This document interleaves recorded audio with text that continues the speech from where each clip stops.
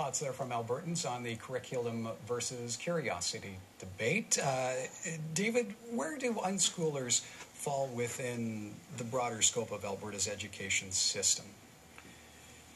I think it depends on exactly what the parents are doing. The law and funding from the province certainly support home schooling. So if parents are using an Alberta curriculum or a curriculum that is approved by the minister, and if the education of the child is supervised by a jurisdiction, then that's within the content of the Act. Those high school students can write departmental examinations. They could get a high school certificate. If parents are going through an educative process that doesn't touch the curriculum, then when those kids come to high school, they will have difficulties, although there are alternate ways of getting into university. If you seek them out and if you take the time, sometimes they require a delay, but homeschooling, generally speaking, is supported by the provincial government. Both philosophically and financially. Yes. So, Judy, how do you fit into that framework? If you don't have a curriculum, how are your youngsters assessed? How do they move into something like university? And I understand that your oldest now is going to Memorial. My second son is going, yes. Sorry. And, well, we fit under the umbrella of homeschoolers, so we use resources, we use materials, so we do require funding because some things are more expensive than textbooks and workbooks. And how it fits is we fall under the Home Education Act, which means we meet a different set of outcomes than the Alberta Program of Studies. Lynette, Judy has one child in university. There might be some folks out there watching tonight who would be surprised by that.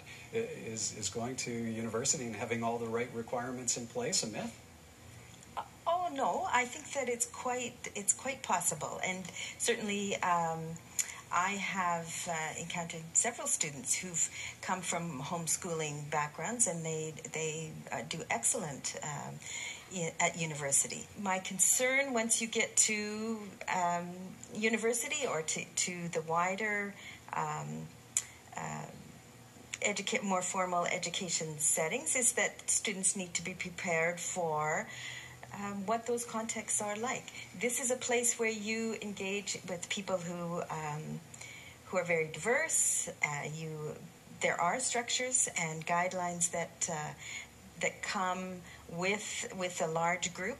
You know, if you're in a class of 100, there are certain structures. So students, I think, need to understand those as well. Let's maybe ask Judy about that quickly. Do your children have any difficulties, Judy, in terms of functioning as adults in society because they've maybe not been in that structure of a school setting? That's a common question. Quite a myth. More so, kids have more social skills because they're out so much in the community during the day, interacting with people of all races, religions, ages, and they do, as kids get older, they do understand the need to fit into those structures a bit more. They even at age 16, they learn to write their first exams. They learn how to do an essay. They learn that things need to be handed in on time.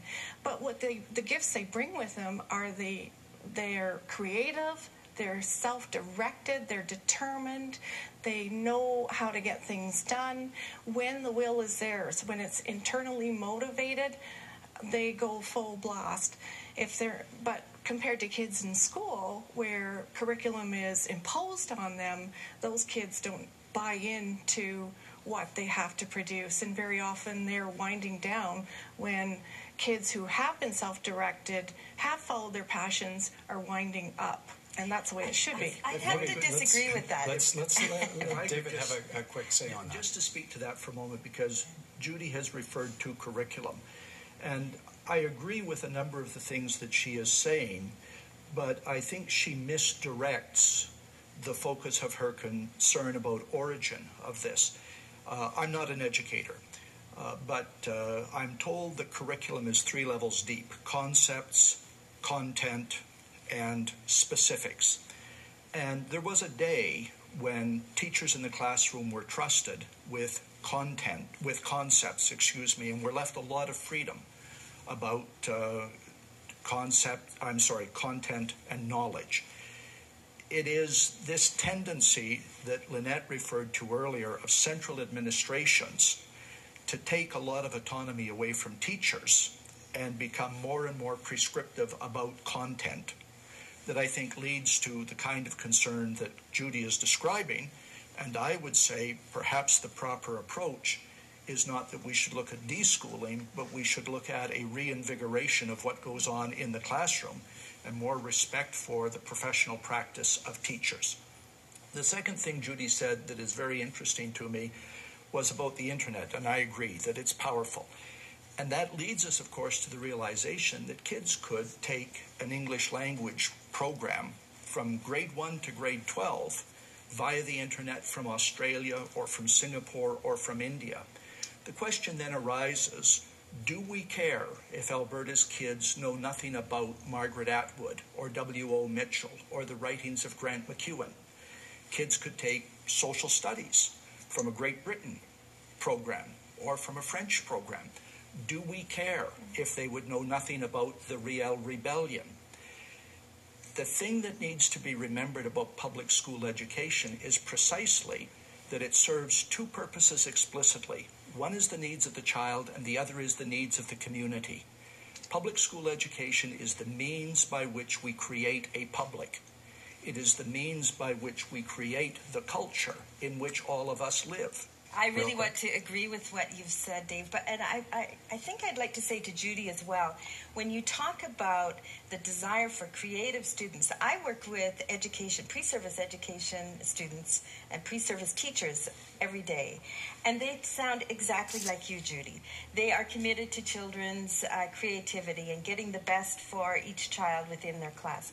I think then what we really should be doing is focusing on supporting public education that allows teachers to do exactly what Judy is talking about and what we would all want for children, that they become their best.